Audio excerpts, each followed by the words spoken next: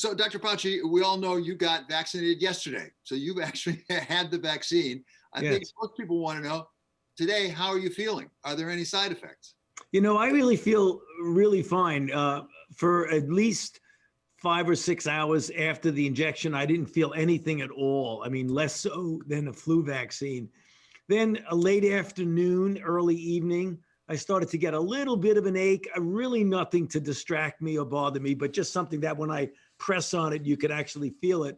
Had a good night's sleep last night. I didn't get, a lot of muscle aches or anything. I mean, I felt something a little different, like there was something going on, like maybe a little warm, a little flushed. Woke up this morning, I feel perfectly fine. The only thing I have now is that where the injection site is still is a little sore. But when I say sore, I mean really not very distractingly sore, just baseline, borderline. If there are side effects, how quickly would they kick in? They usually all occur within the first 12 hours and they last between 24 and at the most 36 hours. It's extremely unusual for someone to have something beyond 36 to 48 hours. Now, you said in getting your inoculation, it was for two reasons. First of all, you are a physician, you were actually treating patients. But secondly, you wanted it to really represent to people that this truly is safe. We don't need to be worried about it. Do you have a sense that there is much resistance at this point in the vaccination program? It's getting better, thank goodness. When we did surveys, a month or so ago, there was almost 50% of the people had some reservations or skepticism about getting vaccinated. The last survey, which was just last week, they said that more than 65% of the people said that they would be willing to get the vaccine. We really want to get that up even much higher than that, because the projection is that if you get anywhere between 70 and 85% of the population vaccinated, you would create an umbrella of immunity over the community, which could really get the level of virus so low that it would not be a threat. And then you could answer the question that everyone seems to be asking appropriately, is that when can we start approaching some degree of normality? When can we be doing things like safely having the children in school, or going to a restaurant and sitting indoors, or going to a movie theater? I would think if we start getting the general population vaccinated, let's say mid-April, between now and then, we're going through the various priorities. We started off healthcare providers and people in nursing homes and long-term facilities. The second level is people over 75 and individuals in what's called necessary or important places in society to keep society running. And that could be anything from a police officer to a fireman to someone who runs a grocery store so people can get food. When you get through those priorities and you get to what I call open season, like anybody can get the vaccination, even though you're not in a priority group, I imagine that's probably going to be sometime in April. And then if we can really get vaccines going in April, May, June, July, and August, by the time we get to the end of the summer, I think we can get to that goal that I'm talking about getting the overwhelming majority of the population vaccinated. So if we keep going on the course we are right now, and obviously there can be turns one way or the other on this course, if we keep going the way we're headed right now, you're saying Labor Day is a likely scenario, sort of in the bell curve, that's sort of in the middle of the bell curve. Yeah, I would think so. I think, again, there's a lot of contingencies and ifs here. One of the big if is that the supply of the vaccines that we think is on target continue. We don't get any glitches in production, because if we have a glitch in production, then the expected number of doses don't arrive. Even though people want to get vaccinated, you're not going to vaccinate them. So the two things that are important: A, production goes along the way we hope it will, and I think it will. And number two, a substantial proportion of the people continue to want to get vaccinated. As far as you're concerned right now, is there anything that we could do as a government, as a society, to expedite that, to have even more production or more distribution? Yes, that's a good question. In fact, what we're doing is that we're negotiating in contractual negotiations with the companies that are already providing a substantial number of doses to see if we can get yet again another added amount from that company. We're negotiating with Pfizer, we're negotiating with Moderna, as well as other companies to try and get the numbers higher than what the original projection was. Now you do science, you do medicine, you don't do politics. At the same time, in this stimulus package, there is money put aside for vaccines. As I understand, around $8 or $9 billion for vaccine distribution, maybe another as much as $20 billion, I've heard, for testing and tracing. Give us a sense as a public health official, how important that money is right now. How badly is it needed? Well, thank you for asking that question. It is definitely needed because vaccine distribution is a critical issue because you could produce, first of all, there are multiple steps.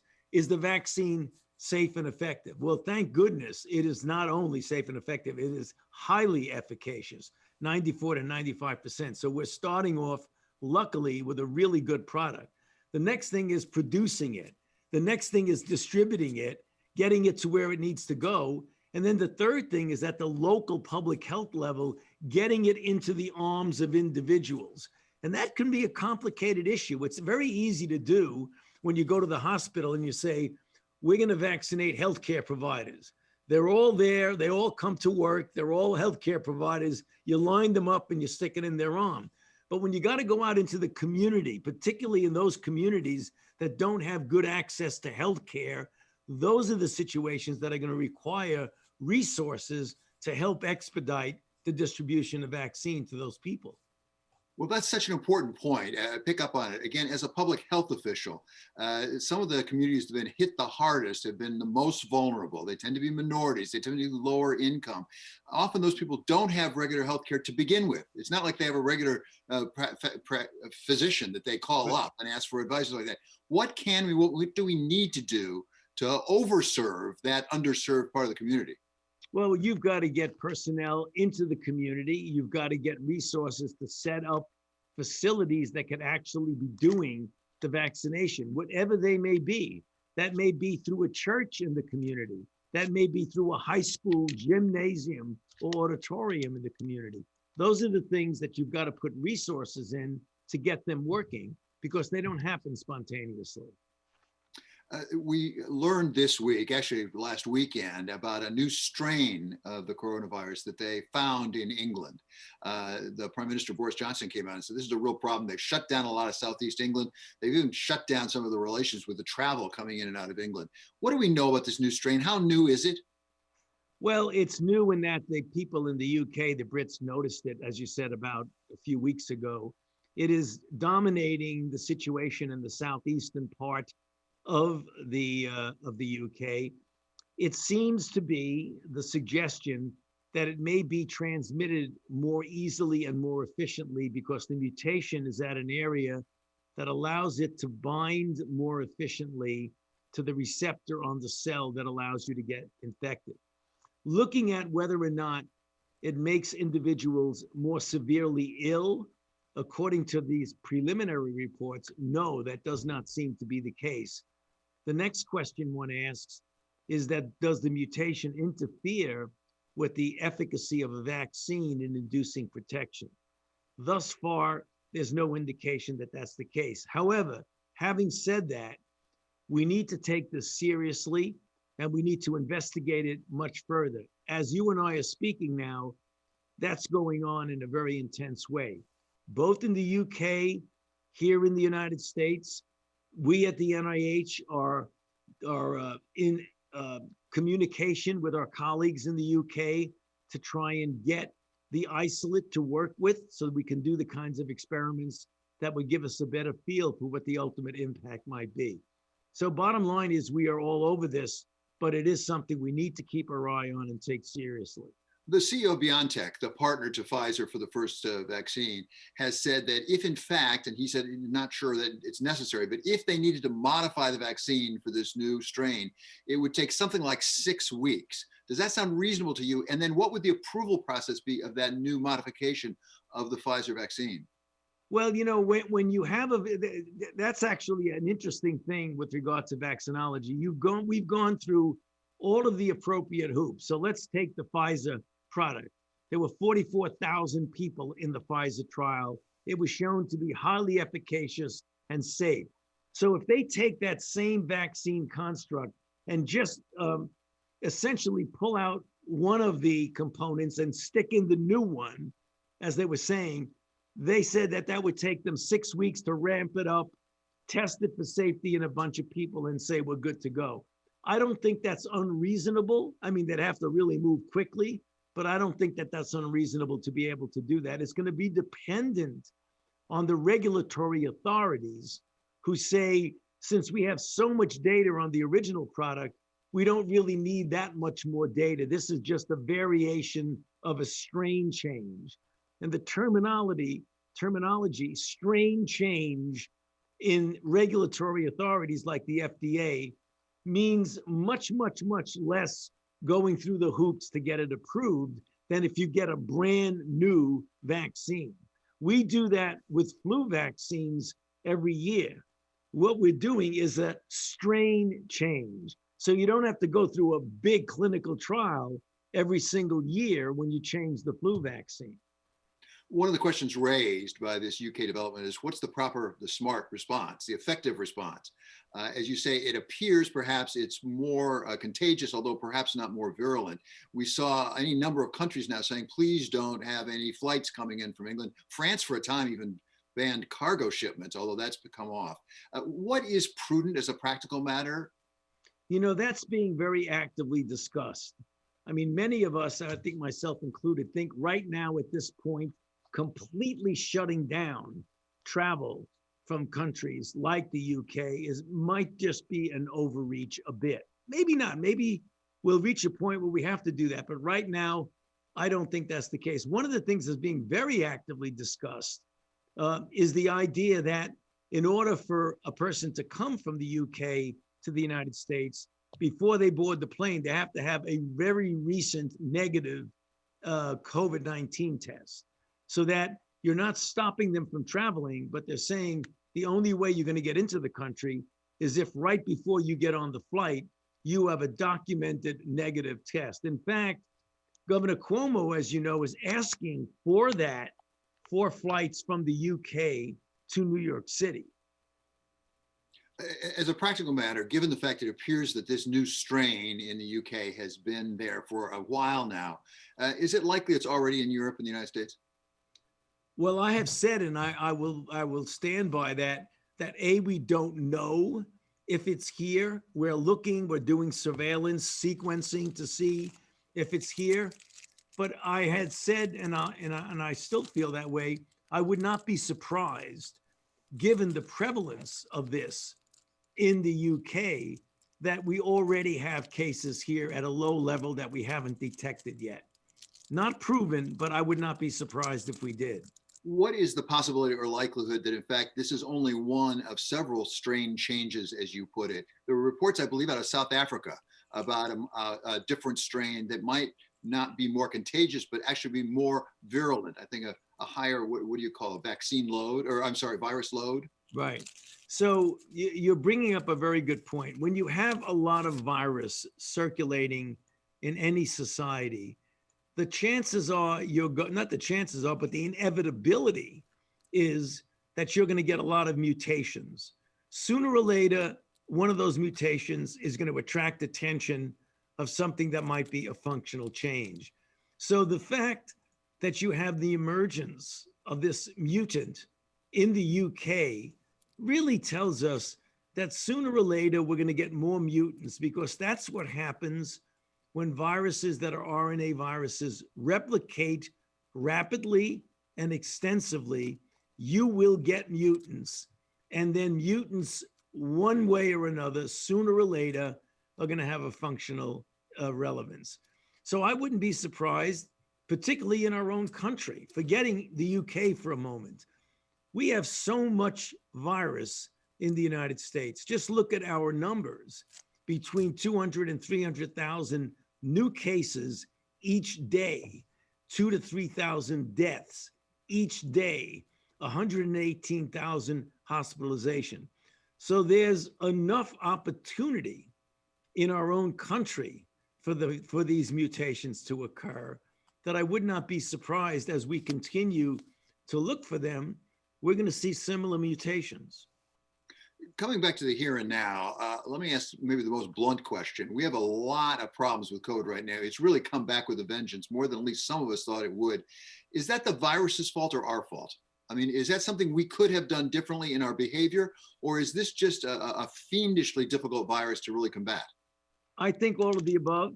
I mean, I think, I know that this virus is really unprecedented in the last 102 years in its ability to spread in an extraordinarily efficient manner. It is a highly contagious virus. So even under the best of circumstances and the best of preparation, we still would be having a problem with this. And yes, there are things that we could have done better. We could have had a more uniform, consistent response that I have been talking about for some time now, instead of having multiple states doing things differently and not necessarily adhering to some of the guidelines that have been put forth about how to contain the virus and how to gradually and prudently open up the country and reopen up the economy. Which raises the question of why has the United States done relatively much worse, certainly in the deaths per millions, than some other countries on the world, certainly Taiwan or South Korea or China or even Germany. And it's not, the numbers I've seen are not just like 20% worse, it's 5, 6, 7 times worse. What is that about? Is that the nature of our society? Is it a cultural issue? It is a leadership issue? What gave rise to that? Yeah. You know, as I said in answer to your prior question, it's probably a little bit of all of the above. You know, first of all, our country is very different than some of those countries. If you look at New Zealand and Australia and Taiwan, they have the capability of just closing down things and not having an input. We're in a gigantic country, 330 million people, diversity across the entire country, geographically, climate-wise, cultural-wise, population-wise. You know, we have Wyoming and we have New York City.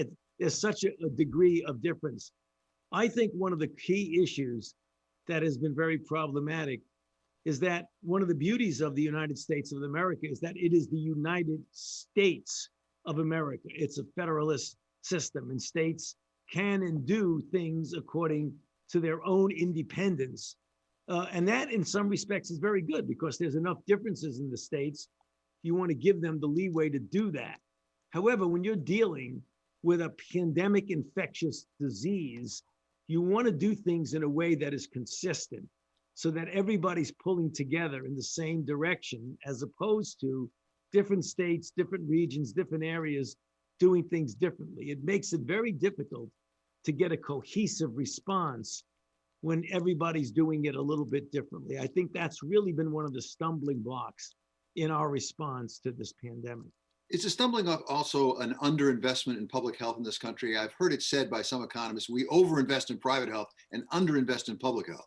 Well, they're absolutely correct. I mean, we had a reasonably good local public health system decades and decades ago when we had a lot of tuberculosis and respiratory illnesses and sexually transmitted disease as a victim of our own success, as we had vaccines and antibiotics. It became clear that we were doing a great job. So we let the public health systems essentially go to attrit. I mean, there was a lot of attrition of what normally was a robust system. There's going to be a lot of lessons learned in all of this. One of them is to rebuild our local public health systems. Looking in the long term, is this going to be a chronic illness for the human population? I'd say, is this going to be more like polio or smallpox we can eradicate and it's gone? Or is it going to be something we're going to have to deal with every year in one form or another? Well, I don't think we're going to eradicate it. In all of history, we've only eradicated one human virus, and that's smallpox. I believe that we can control and likely eliminate it in certain countries, and that is going to be totally dependent upon the uptake of vaccines. I mean, we eliminated polio in our country. We eliminated, with few exceptions of sections that don't do it, namely measles. We've eliminated a number of other infections in this country. I believe that we could do it. Elimination is different than eradication. Eradication will be difficult to do. So finally, I'd be remiss if I didn't wish you happy birthday. Tomorrow's your birthday, as I understand it. It'll be, you've set a different birthday. You're not going to be with your daughters. It's going to be Zooming instead of other things. Looking back on a remarkable career, you've served under Republican presidents, Democratic presidents, all of the above. Is this the most challenging year for you in your position? I mean, or have there been other years almost as difficult? Well, there have been other groups of years that have been difficult. I mean, HIV/AIDS in the first several years was very tough. We had a very intense situation with Ebola. We had pandemic flu. We've had the anthrax attacks when we thought it was really bioterrorism and it was a homegrown person who did it. But I can say honestly that for the intensity of what we've gone through in a truncated period of less than a year that has immobilized the whole planet, both from a public health and an economic standpoint, I would say that this really stands out as really one of the, if not the most challenging 11-month period that I've ever been through. 11 months, and I'm afraid it's not over yet, as you Right. said. Right. It's not over yet.